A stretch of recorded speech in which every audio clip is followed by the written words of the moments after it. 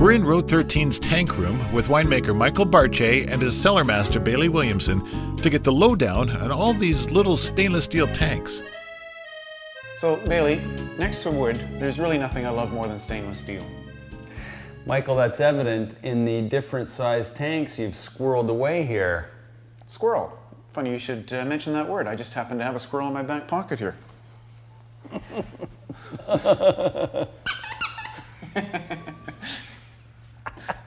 Okay, listen, these tanks are serious business though. I mean, these really are the backbone of the winemaking approach here.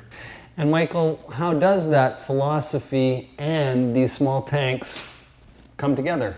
Well, the thing about these different size tanks is that no matter what grape plot comes into the winery, we can keep it separate and we can keep it unique throughout the whole winemaking process. And then we find the best home for it when it comes to blending time.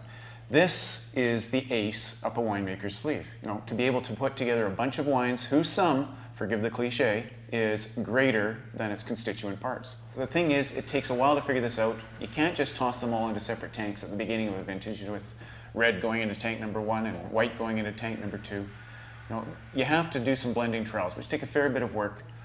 Although Mick would argue its merits as work. Of course, the real joy in having all these small tanks, Michael, is that I get to clean them all. And one would think that the smaller the tank, the less time it would take, but no, it doesn't. It takes the exact same time and effort. I love all these small tanks, Michael. Thank you. You're welcome.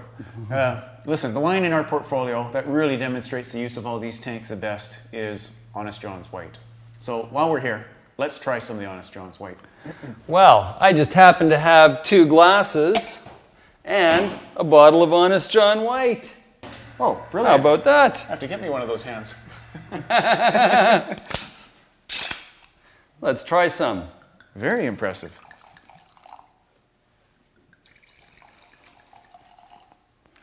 The screw cap. Brilliant. So how does this exemplify the tanks and the winemaking approach? Okay, well, with all the small tanks, a lot of small lots, a lot of complexity that has been built into the wine. No, it makes for a better wine. Layers upon layers of complexity. Well, I expect the Polar Bear Express should be arriving anytime then. Yes, yes. It's funny how that happens, isn't it? You know? Guys, 2 things are coming to mind. You forgot, you were doing pouring and forgot to call me, and I happen to have my wine glass. Well done, Nick. We have a desert here. What is the name of it? This is not technically a desert here. It is the Pocket Desert. We have a bit too much rainfall. Cheers.